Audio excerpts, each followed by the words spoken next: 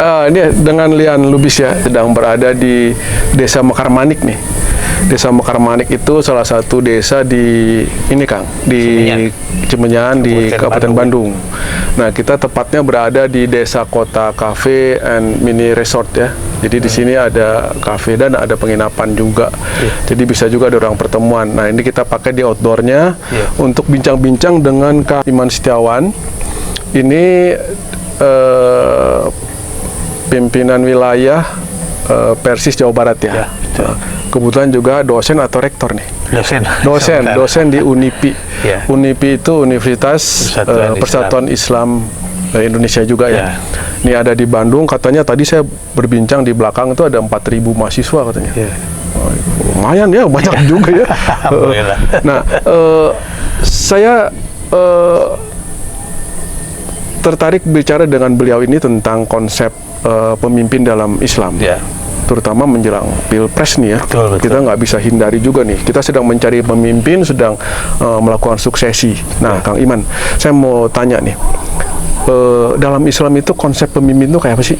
Iya, terima kasih. Assalamualaikum warahmatullahi wabarakatuh. Waalaikumsalam warahmatullahi wabarakatuh. Kang Lian, terima kasih. Jadi memang konsep kepemimpinan dalam Islam itu ada landasan filosofis, terutama dalam surat An-Nisa ayat 59. Ya ayyuhalladzina amanu, wahai orang-orang yang beriman, atiullah, taatlah kalian kepada Allah, wa atiur rasul, dan taatlah kalian kepada Rasul, baru wa ulil amri minkum, dan kepada para pemimpin di antara kalian.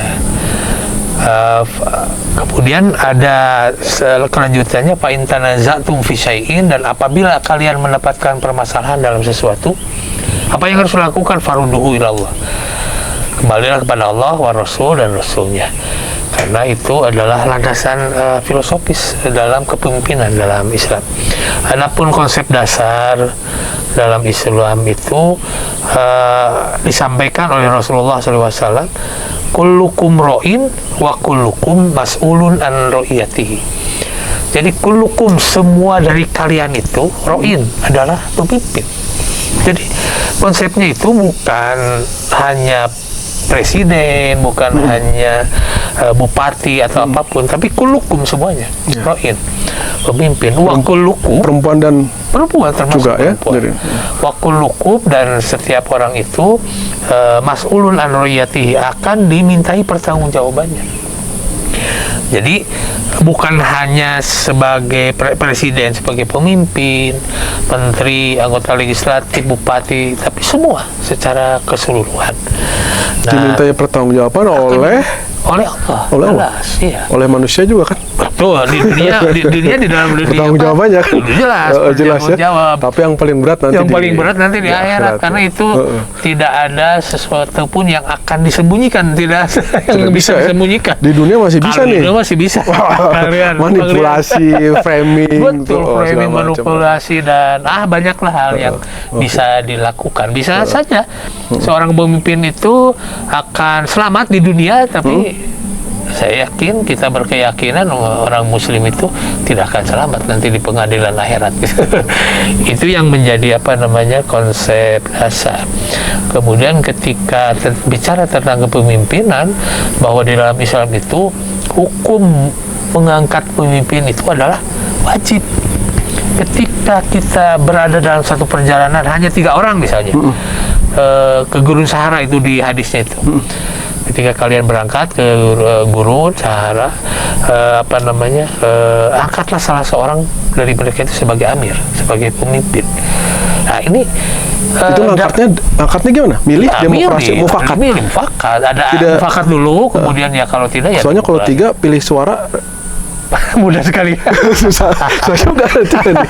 Jadi konsepnya, jadi kan ketika berbicara hanya kecil ya, lingkup kecil hanya 3 orang, itu harus diwajibkan untuk dua termasuk 2 kecuali juga. 1 ya? Ya, kalau 1 memang akan sendiri. Apalagi ketika kita berbicara tentang RT, RW ya, kemudian kota, kabupaten, provinsi. Nah, itu mekanisme angkatnya gimana? Kalau di Islam tuh mekanisme pengangkatannya gimana? Nah, kalau mekanisme pengangkatan memang ada beberapa model.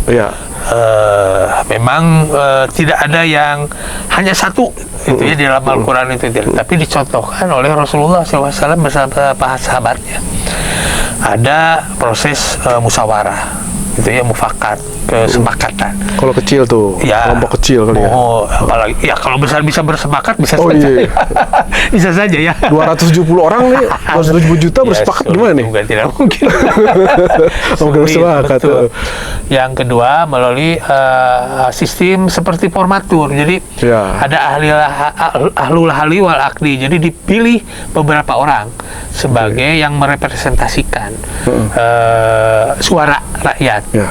Ini pernah dilakukan oleh para sahabat ketika mengangkat Khulafaur Rasyidin, khususnya zaman Ali. Masing-masing punya pendukung tuh. Iya, masing-masing.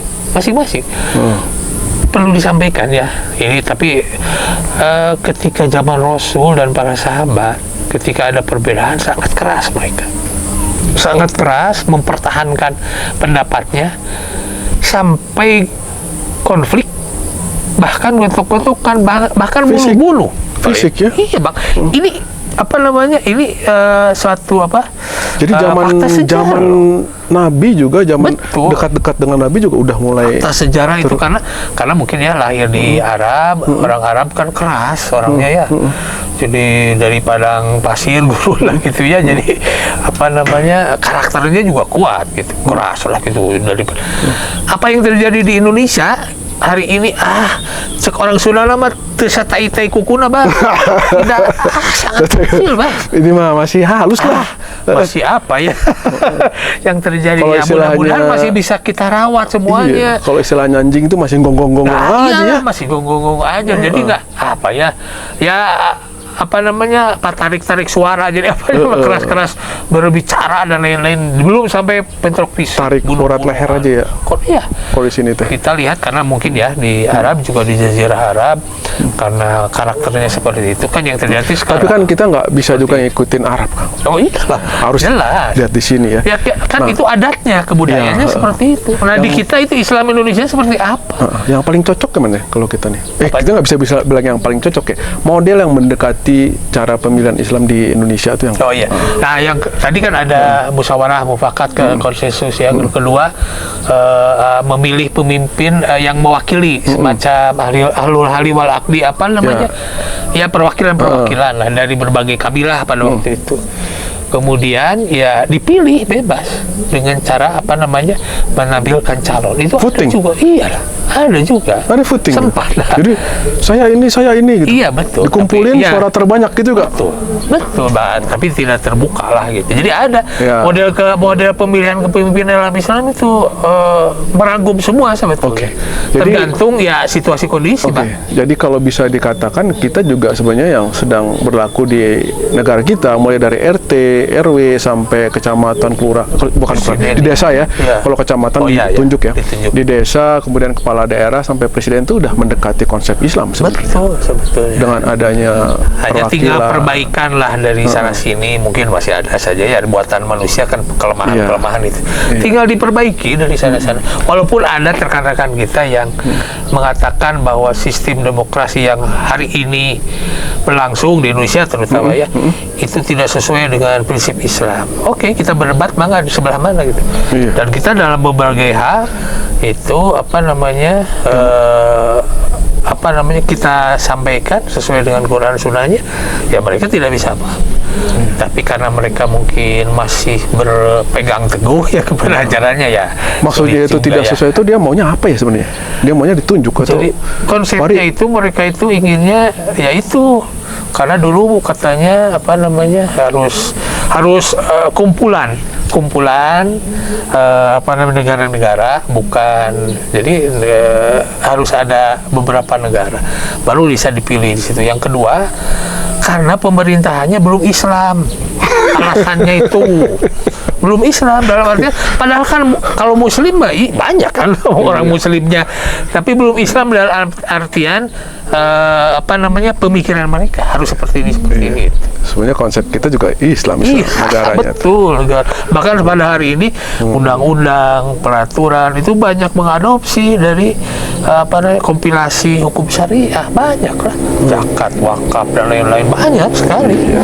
Jadi gitu ya, singkatnya tuh kalau menurut Kang Iman dan dia pelajari tentang Islam ya seperti itu konsep Ya. memilih dalam Islam. Betul.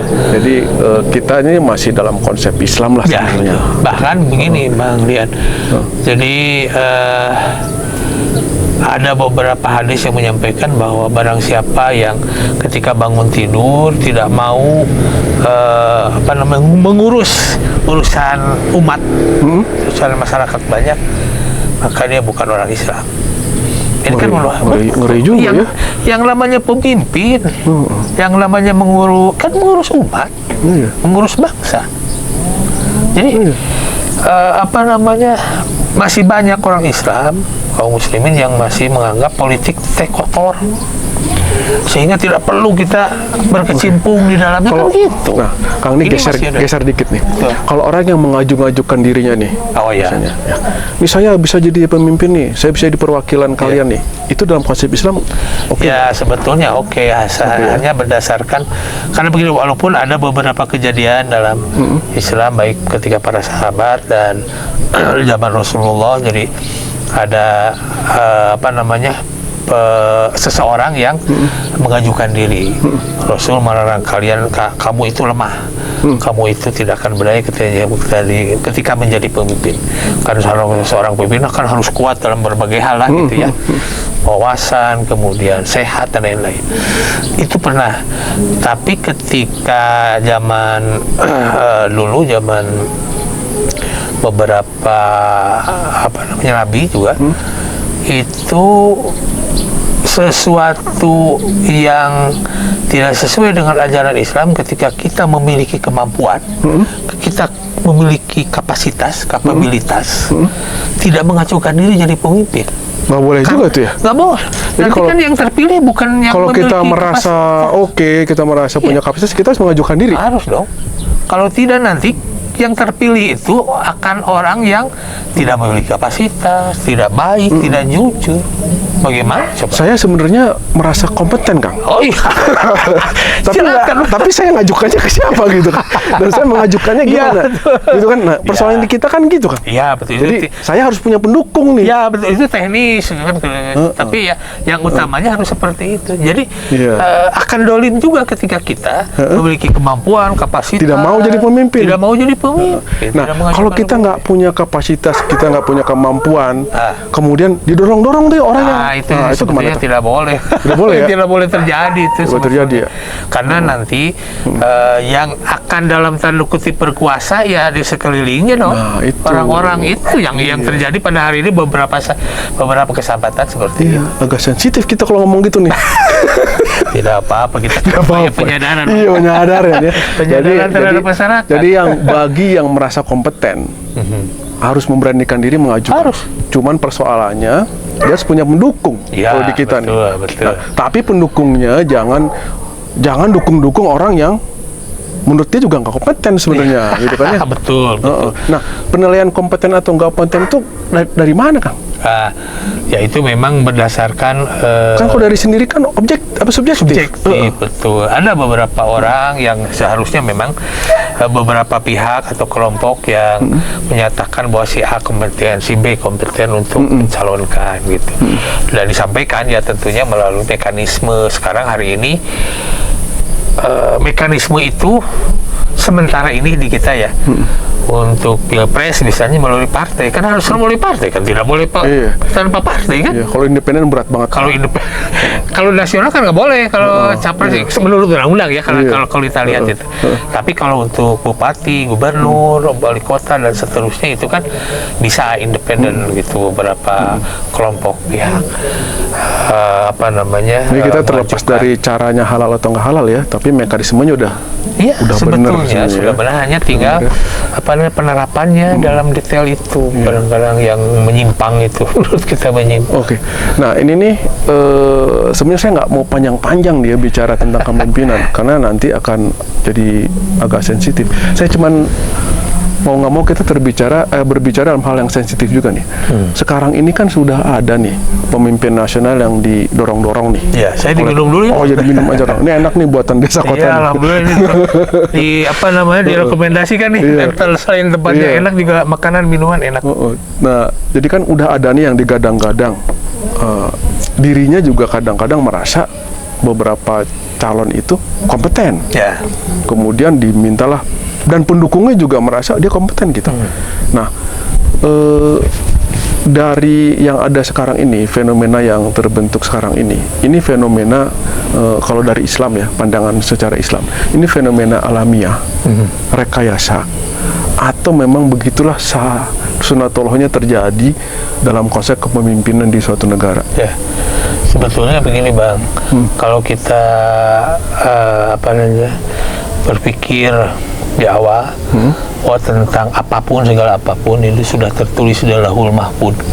Kalau orang Islam itu ya, termasuk masalah kepemimpinan. Jadi sudah ada garis tangannya sebetulnya di atas juga sebetulnya si A si B-nya itu sebetulnya ada, ya? Iya kan, kita tidak tahu, hanya kita tidak tahu itu satu. Ini sudah ditulis di kitab di Lauhul Mahfuz oleh Allah. Nah, tinggal bagaimana kita menjemput takdir itu. Kan itu takdir. Kita tuh rame-rame ya. Itu takdir loh. Ya, kita rame-rame berarti kan? Bukan mereka. Bukan kita ini. Sendiri. Jadi kita berbicara dulu rame-rame nanti. Rame-rame ya. Jadi di dalam Allah itu, dalam Islam itu semuanya qadarullah, ada takdirnya, takdir Allah semua. Tinggal bagaimana caranya kita menjemput takdir, upayanya itu yang harus dilakukan. Yang tidak boleh itu kan kita menunggu saja takdir, kayak ayah kan nanti juga dapat gitu kan. Gue nggak mau milih-milih, terserah lah gitu kan. Nggak bisa juga. Ya, nggak boleh. Bahkan begini loh, dalam beberapa kesempatan para ulama di Indonesia khususnya, termasuk MUI itu menyampaikan golput itu haram, tidak boleh dilakukan. Itu kita tahu. Karena kan memilih itu wajib, karena merupakan sebuah, karena kita sebagai kaum muslimin itu beranggapan bahwa memilih juga ibadah. Akan dipertanggungjawabkan nih. Takdir itu maksud takdir tadi tuh. Ya, mengenai takdir itu. Jadi kita berupaya menjemput takdir itu yang wajib. Nah, upaya kita itu ketika para calon dan pendukungnya dalam tanda kutip hari ini yang sedang mencoba berkompetisi ya, karena belum ada calon punya juga ya. Belum ya. Ini baru cerita-cerita. Belum daftar. Betul. Baru balon ya. Balon bisa meledak tuh. Iya. Maka ketika ada potensi diri dari beberapa orang untuk mencalonkan, khususnya kalau kita bicara tentang pilpres ya, itu memang yang hari ini muncul itu saya pikir memiliki kapasitas, memiliki kemampuan dalam beragam ya jelas, tapi semuanya memiliki kapasitas, kemampuan. Tinggal nanti mungkin ketika berkompetisi, kemudian pemilihan, nanti takdir dari Allah Subhanahu wa Ta'ala siapa itu itulah yang jadi pemimpin kita. Akang percaya sekali itu takdir ya. Iya. Walaupun ada rekayasa misalnya. Ada misalnya black campaign, ada kemudian money politik. Apakah itu bagian dari takdir juga? Nah, itu sebetulnya bukan dari takdir, tapi bagian dari proses perjalanan menuju itu. Nah, kalaupun hasilnya kemudian berhasil dari yang negatif itu, takdir juga? Ya, itu karena betul sebetulnya. Jadi tinggal pemimpin, pendukung dan semua pihak yang mendukung itu meminimalisir itu seperti apa. Jadi prosesnya juga pasti akan ditilai oleh Allah. Jadi bukan hanya finalnya, bukan akhirnya saja ketika kita di finish sampai gitu, dari start ke finish prosesnya itu. Jadi kalau dalam teori saya nih ya, perancangan ya, Jadi datanya itu harus benar, si orangnya harus benar, prosesnya harus benar, maka hasilnya benar. Ya. Kalau itu yang paling penting, hasilnya itu nanti benar. Kalau datanya tidak benar, kemudian prosesnya tidak benar, hasilnya juga akan tidak benar. Iya betul, hasil ada hasilnya, tapi tidak solusi yang diharapkan gitu ya. Nah, itu jangan sampai nanti pada saat proses-proses itu kita mengalami atau mengadakan proses yang nggak benar ya. Nah, karena nanti hasilnya nggak benar. Iya. Itu ya, emang. Itu yang kita upayakan akhirnya ya. Terakhirnya itu di konsep kepemimpinan dalam Islam, siapapun yang terpilih sepanjang dia tidak mengajak kepada kemaksiatan, kedoliman, harus taat. Oke. Iya. Nah, ini mungkin pendapat Akang bukan representatif dari semua umat Islam di Jawa Barat, tapi barangkali bisa menilai atau bisa sedikit menjelaskan kira-kira pemahaman umat Islam di Jawa Barat ini terhadap pemilihan presiden misalnya. Terus kita kan udah belajar 2 kali presiden yang brutal banget ya. Brutal kalau saya bilang itu ya. Apakah nanti akan brutal ataukah ada kesadaran yang terbangun oleh di masyarakat Jawa Barat, dan sebenarnya itu orang Islam atau umat Muslim di Jawa Barat itu pengennya apa sih sebenarnya? Ya kalau kita lihat ya, dan kita keliling kan setiap saat gitu ya ke Jawa Barat. Ya selain di Persis juga kita mendengar dari masyarakat secara umum lah.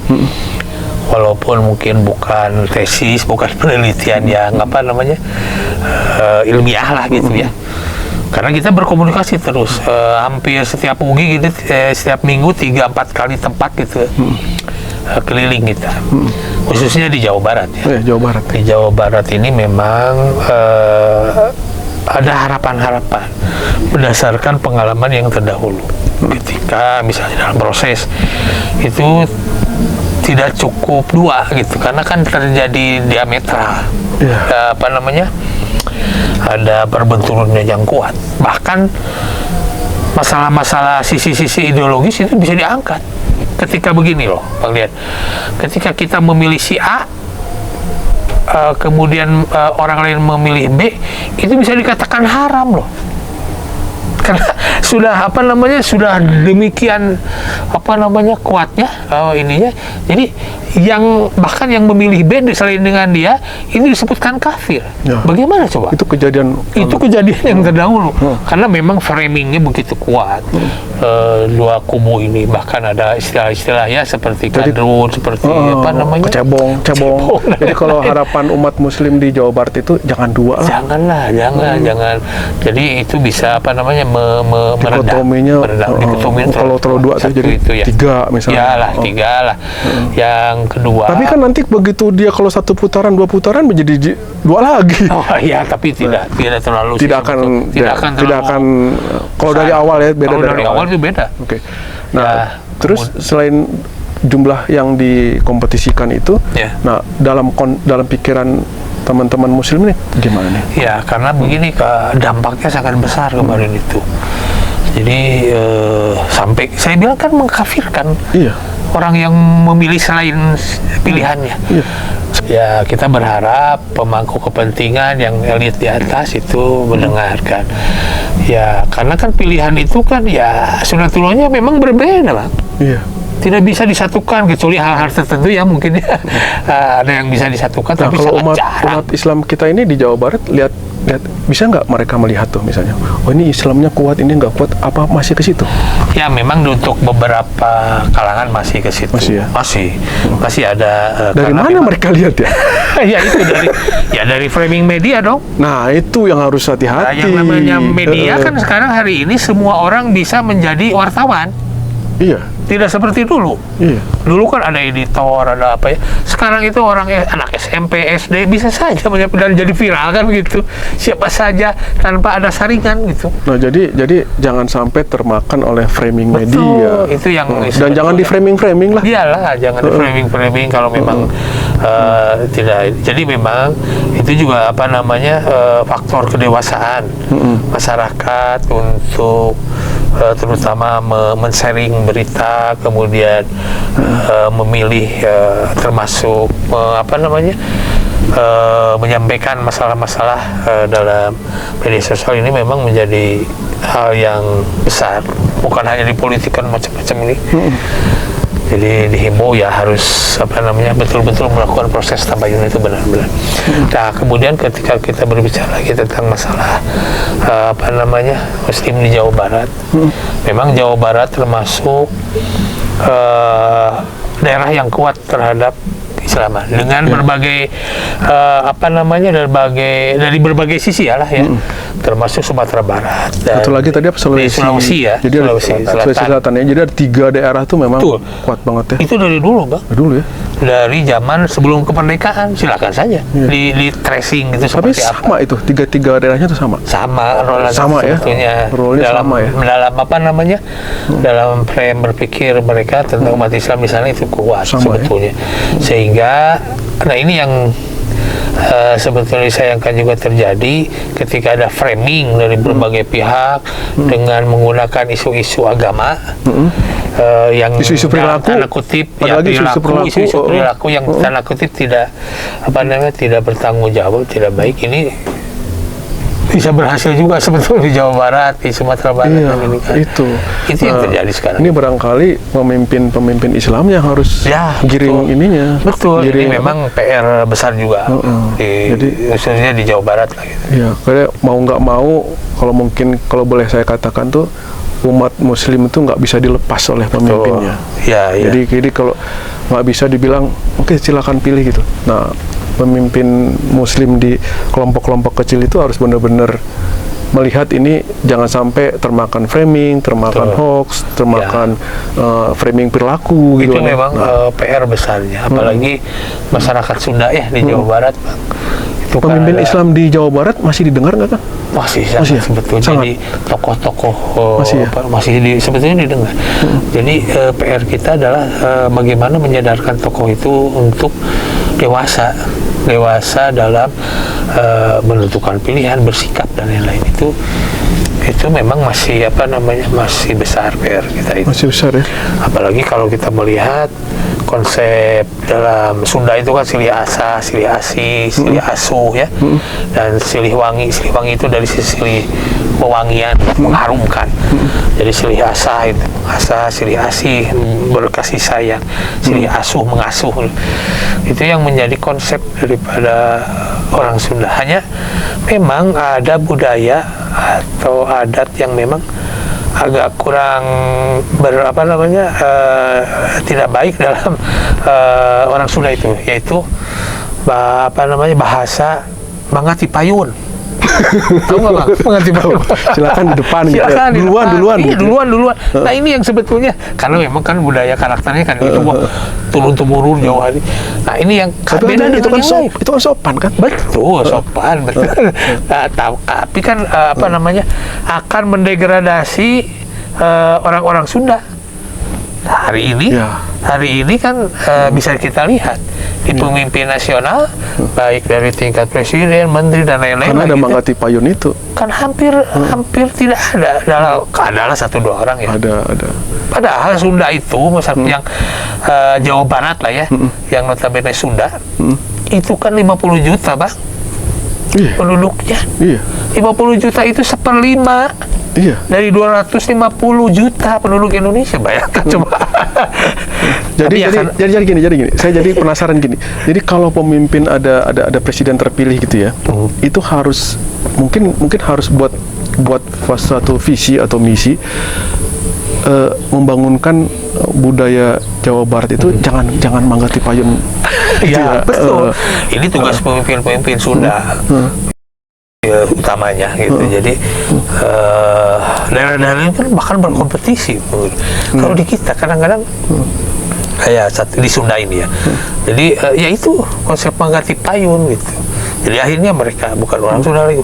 Ini bukan bukan asobiah ya, bukan masalah kelompok, tapi ini hanya hanya menyampaikan apa yang terjadi di lihat fenomenanya gitulah. Nah, di Jawa Barat ini, tapi juga bukan berarti tidak semua seperti itu, ada aja pihak-pihak yang ini mengharapkan bahwa pemimpin nanti yang lahir yang terpilih lah, itu memang merepresentasikan Indonesia secara keseluruhan. Jelas. Kalau Bukan dari hanya Sunda saja. kalau dari yang sekarang muncul nih, nama-nama yang muncul ya, kira-kira buat umat Muslim di Jawa Barat atau buat masyarakat Jawa Barat itu bisa membantu mereka nggak dari yang ada muncul sekarang? Sebetulnya insya Allah, karena semuanya memiliki kapasitas, kemampuan, kapabilitas.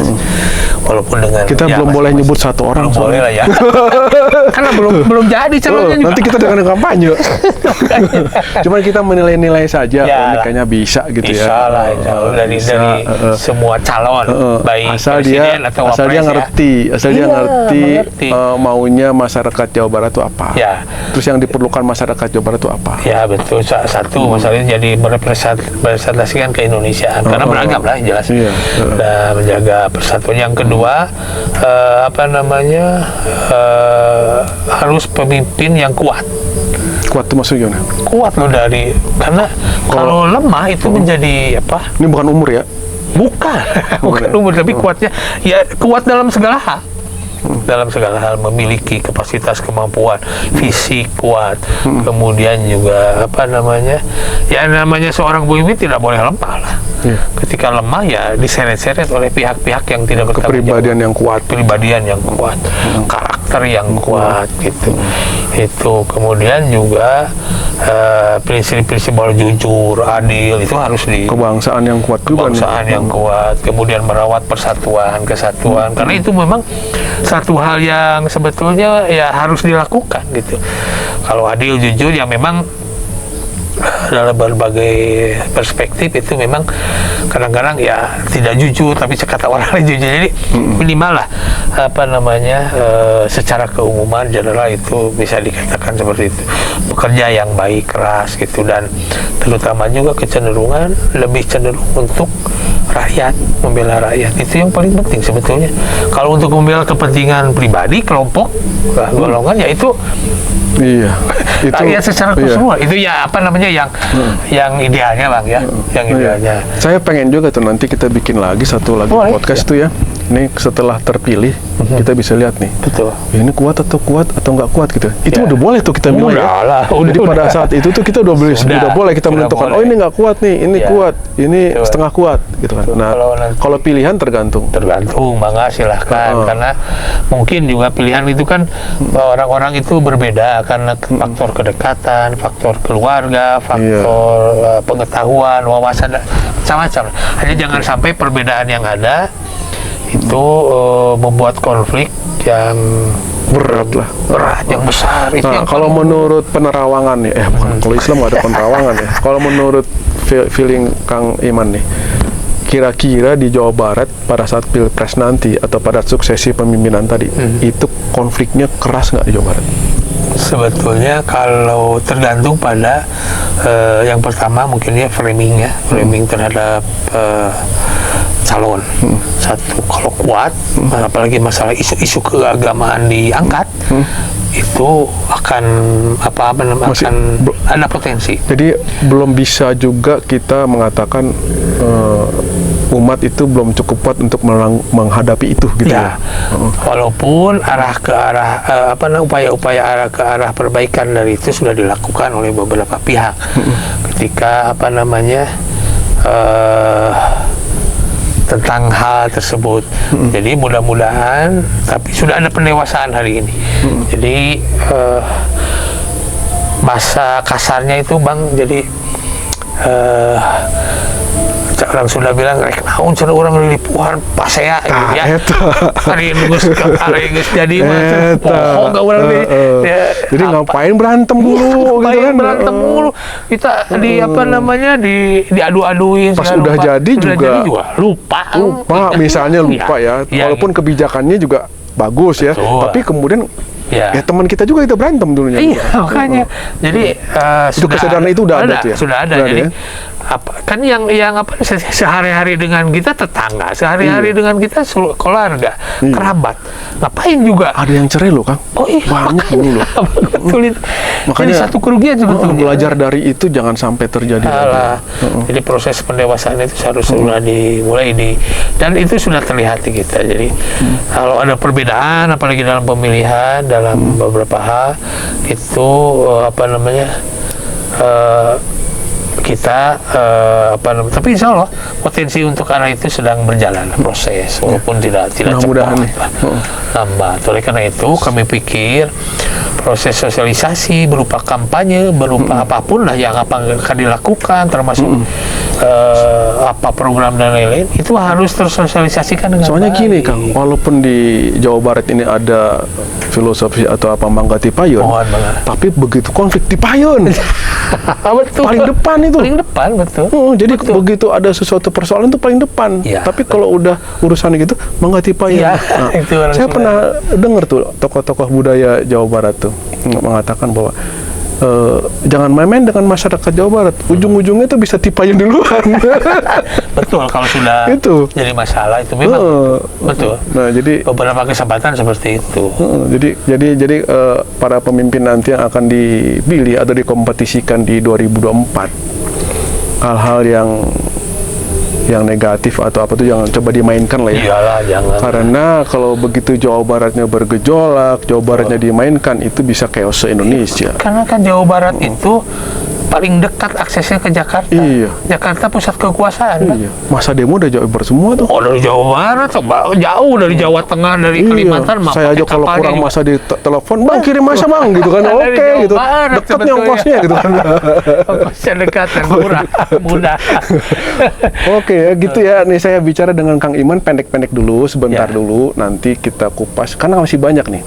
Saya rencana juga ingin mengajak salah satu capres atau 3 capres nanti untuk diskusi seperti ini dengan Kang Iman, dengan tokoh-tokoh Jawa Barat Ya. untuk mencari apa ya kesamaan persepsi atau pemahaman terhadap masyarakat Jawa Barat. Jawa Barat ini mau nggak mau jadi prioritas utama juga dari Presiden Betul. untuk membangun suatu karakter Ya. bangsa. Betul, Karena ini kan orang paling banyak paling nih. banyak itu Paling sisi banyak nih. pendudukan banyak. Iya, jadi bukan hanya meraih suara. Betul. Jadi kalau udah diraih suara, karakternya kita Ya, perbaiki. sebetulnya representasi kemenangan dan juga termasuk Indonesia ada di Jawa Barat seperti orang Sunda. Ketika sopan santun, keramah tamahan, kultur yang baik itu ada di Sunda sebetulnya. Iya. Itu akan mempengaruhi secara total keseluruhan. Iya. Ketika terjadi sesuatu yang tidak baik, apalagi chaos, wah maka Tapi saya yakin nih teman-teman Jawa Barat udah menerima segala macam suku di Jawa Barat. Udah, Kalau sudah, saya lihat ya. Jadi sudah. persoalan sukuisme nggak Sudah gitu, tidak. nggak gitu Tidak keras. iya, tidak Sangat tidak keras. keras. Malah bisa dikatakan tidak ada. tidak Paling bahkan menerima. beberapa yang disebut tokoh Sunda bukan orang Sunda, Pak. Iya. Banyak gitu. Iya. Saya tokoh Sunda nih. Iya, Pak. Oke gitu ya. Singkat aja dulu. Nanti lain waktu saya mau ngajak beliau nih sebenarnya ke tempat-tempat di mana capres itu lahir. Oh, iya. Nanti itu. Betul. Ya dengan beberapa tokoh Islam. Yang lahir di Semarang kita bawa ke Semarang, yang lahir di Jakarta kita bawa ke Jakarta, yang lahir di Kuningan kayaknya ada yang lahir Iya. Kuningan juga ya. Iya, katanya. Kita bawa ke Kuningan untuk bicara di sana untuk bertukar budaya, bertukar pemahaman tentang pemimpin dalam konsep Islam dan kenegaraan. Kenegaraan di Oke, Indonesia. gitu dulu dengan Jaya Sakti TV di Desa Kota dengan Kang Iman. Nanti kapan-kapan kita bicara panjang lebar. Terima kasih. Assalamualaikum warahmatullahi wabarakatuh. Assalamualaikum warahmatullahi wabarakatuh.